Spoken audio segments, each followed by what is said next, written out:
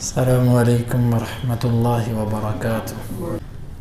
اعوذ باللہ السمیع العلیم من الشیطان الرجیم من ہمزہ ونفخہ ونفثہ۔ سورۃ البقرہ آیت نمبر 278۔ پیچھے والی آیات میں اللہ رب العالمین نے سود کا ذکر کیا تھا اور یہ بھی بتایا تھا کہ اللہ تعالیٰ سود کو مٹاتا ہے اور صدقات کو زیادہ کرتا ہے۔ یہاں پر اللہ تعالیٰ نے ایمان والوں کو خطاب کیا اور ان کی اس صفت کو ساتھ ان کو ذکر کیا۔ اس صفت کا ذکر کر کے ان کو یہاں پر ابھارنا مقصد ہے۔ جس طرح بندہ کسی کو کہتا ہے کہ اے سخی آدمی، یعنی اس کی کسی صفت کا ذکر کرتا ہے اور ذکر کرنے کا مقصد اس صفت کا جو تقاضا ہوتا ہے وہ چیز ہوتی ہے کہ میں تمہیں اس خوبی سے یاد اس لیے کر رہا ہوں کہ اس خوبی کا جو تقاضا ہے اس کو تم پورا کرو۔ جس طرح بندہ کسی کو کہتا ہے کہ او اچھے انسان، یعنی وہاں پر اچھے انسان کہنے کا مطلب اس کو خبر دینا نہیں ہوتا کہ تم اچھے انسان ہو، بلکہ وہاں پر ایک چیز کی طرف ابھارنا مقصد ہوتا ہے کہ تم تو اچھے انسان ہو، لہٰذا اس کام کی طرف توجہ دو۔ یہاں پر اللہ تعالیٰ نے وصف سے ذکر کیا، یا ایھا الذین آمنوا، اے ایمان والو۔ یہ خاص خطاب ہے مومنوں کو، یعنی تمہارے ایمان کا تقاضا یہ ہے، تم مومن ہو کہ تمہیں یہ کرنا چاہیے۔ اللہ کیا کرنا چاہیے؟ اتقوا اللہ، اللہ سے ڈر جاؤ۔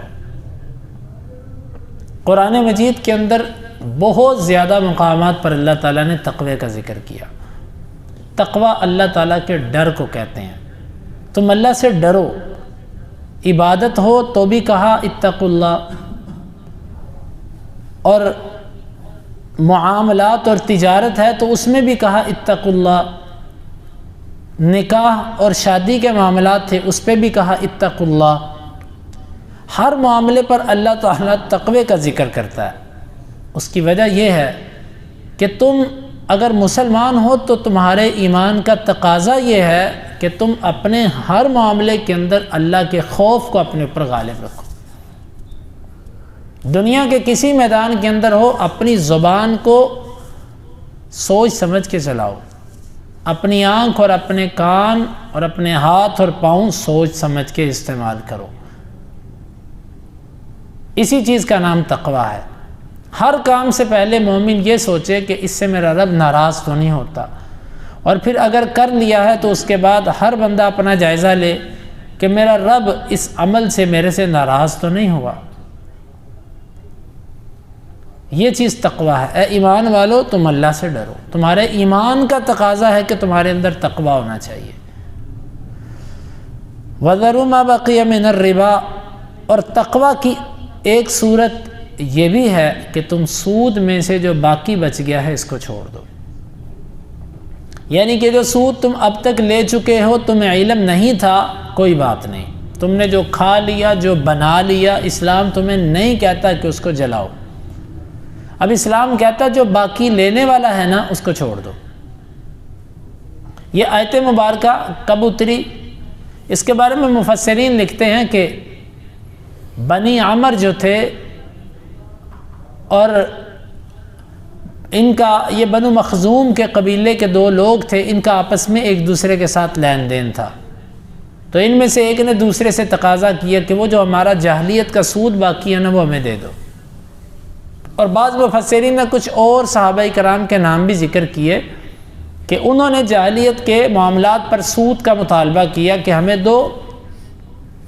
اللہ تعالیٰ نے یہ آیت اتار دی کہ اے ایمان والو، اللہ سے ڈرو، اور جو تمہارا سود بچ گیا ہے نا، یعنی جو تم نے ابھی لینا ہے، اس کو ترک کر دو۔ یہاں پہ اب اس آیت مبارکہ سے یہ بات بھی سمجھ آتی ہے کہ سود لینا ہی نہیں ہے۔ بعض لوگ یہ کرتے ہیں کہ وہ کہتے ہیں کہ جی بینک سے نکلوا لو پھر کسی کو دے دو، یا وہ کہتے ہیں کسی نہ کسی طریقے سے اس کو استعمال کر لیں گے۔ دیکھیں یہاں پر دو صورتیں ہیں۔ بہرحال یہ معاملہ اجتہادی ہے. اگر تو آپ نے کسی بندے کے ساتھ سود طے کیا تھا تو آپ اس کو چھوڑ دیں، اس سے بالکل نہ لیں. لیکن اگر آپ سمجھتے ہیں کہ ایک بندہ ہے ہی سودی، وہ سود خور ہے اور وہ باز آنے والا ہی نہیں ہے، اور میں اگر اس کو اپنا مثلا سود چھوڑتا ہوں تو وہ میرے سود سے توبہ طائب تو ہوگا نہیں بلکہ وہ مزید مضبوط ہوگا، تو بعض علماء کی رائے یہ ہے کہ تم سود لو ہی نہ بینکوں سے. لیکن دوسری طرف علماء کی رائے یہ ہے کہ اگر تم بینک سے سود نہیں لیتے تو اس سے یہ ادارے مزید مضبوط ہوتے ہیں. مثلا تم نے 2 لاکھ 4 لاکھ روپے جو ان کے لیے چھوڑا، اس سے وہ سودی ادارہ مزید مضبوط ہوا. تو اس کا بہتر یہ ہے کہ تم وہاں سے لے کے اس کو تم کسی غیر مسلم پہ خرچ کر دو، یا ایسی چیز پہ خرچ کر دو، کیونکہ ان اللہ طیب لا یقبل الا طیبا، اللہ تو پاک ہے، وہ پاک چیزوں کو قبول کرتا ہے. یہ مال اللہ کے ہاں تو قبول نہیں ہے. تو بس آپ پھر اس کو ایسی جگہ پہ لگا دو کہ جو خیر کا کام ہو لیکن اس پر اجر آپ کو نہیں ملے گا. یہ یقینی بات ہے. اس کی وجہ یہ کہ اللہ پاک مال قبول کرتا ہے. ہاں آپ کی یہ کوشش کہ جو آپ نے سود ختم کرنے کے لیے کی، توبہ جو آپ نے یہ جو طریقہ اختیار کیا، اس پر اللہ تعالیٰ آپ کو اجر دے گا. لیکن اس خرچ کیے ہوئے سودی روپے پر آپ کے لیے کوئی اجر نہیں ہے، کیونکہ اللہ کے ہاں وہ چیز قبول نہیں ہے. تو یہ دونوں صورتیں ہیں. میں جو سمجھتا ہوں اگر درست ہے تو اللہ تعالیٰ کی طرف سے، خطا ہے تو اللہ تعالیٰ اصلاح فرمائے. میں یہ سمجھتا ہوں کہ اگر کسی بندے کے ساتھ یا کسی شخص کے ساتھ سودی معاملہ ہو تو اس کو چھوڑ دیں، اس کو کہیں کہ میں نہیں لوں گا. لیکن اس طرح کے ادارے جو ایک پورے پلاننگ کے تحت کام کرتے ہیں اور اس سے باز ہی نہیں آتے، ان کے پاس نہیں رہنے دینے چاہیے. وہاں سے نکلوا کے آپ کسی کو ایسی جگہ پر لگا دیں کہ جو، لیکن اس کو کسی پاکیزہ، کسی مسجد، کسی مدرسہ یا کسی کے گھر پہ یا کسی غریب کے کھانے پینے پہ نہ لگاؤ.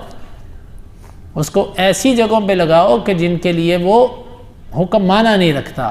جس طرح کہ اللہ کے نبی صلی اللہ علیہ وسلم کے پاس ایک شخص آیا، اس نے کہا اللہ کے رسول صلی اللہ علیہ وسلم یہ چند کھجوریں ہیں جو میں نے کہانت کی بنیاد پر ٹیوا لگایا تھا دور جاہلیت میں، اس کے بدلے میں یہ مجھے چند کھجوریں ملی ہیں. اب صلی اللہ علیہ وسلم نے کیا فرمایا؟ آپ نے فرمایا اعلف الجذور، یہ اونٹ کو ڈال دو، اونٹ کو کھلا دو. تو اس طرح اس مال کو جو جائز نہیں ہے اس کو اس طرح صرف کیا جا سکتا ہے. تو بہرحال اللہ تعالیٰ کا یہ حکم ہے وَذَرُوا مَا بَقِيَ مِنَ الرِّبَا، جو سود میں سے باقی بچ گیا وہ جتنا بھی ہے اس کو تم چھوڑ دو. ان کنتم مؤمنین، آگے پھر یہ لفظ دوبارہ ذکر کیا، اگر تم مومن ہو. جس طرح بندہ کسی کو ابھارنے کے لیے کہتا ہے نا، اگر تم مرد ہے نا تو پھر یہ کر کے دکھا، اگر تم مرد ہے تو یہ کر، اگر تم نہیں ہے تو ٹھیک ہے. یہ ابھارنے کا ایک انداز. ان کنتم مؤمنین، اگر تیرے اندر ایمان ہے نا، تم مومن ہے تو پھر یہ کر. کیا کر؟ کہ سود چھوڑ دے. اب دیکھیں اللہ تعالیٰ نے کتنی تاکیدیں اور کتنے مؤکد انداز سے اس آیت مبارکہ کو بیان کیا. ایمان والوں کا حق یہ ہے کہ وہ ان معاملات سے بچیں، سودی معاملات سے کلیتاً پیچھے ہٹ جائیں. واللہ آپ اگر بھوکے رہ لیتے ہیں تو وہ آپ کے لیے سکون اور اطمینان والی چیز ہے. ایک باپ کا اپنی اولاد پر سب سے بڑا احسان پتہ کیا ہوتا ہے؟ کہ وہ یہ کل کو کہہ سکے بیٹا آج تک میں نے آپ کو حرام کا لقمہ نہیں کھلایا.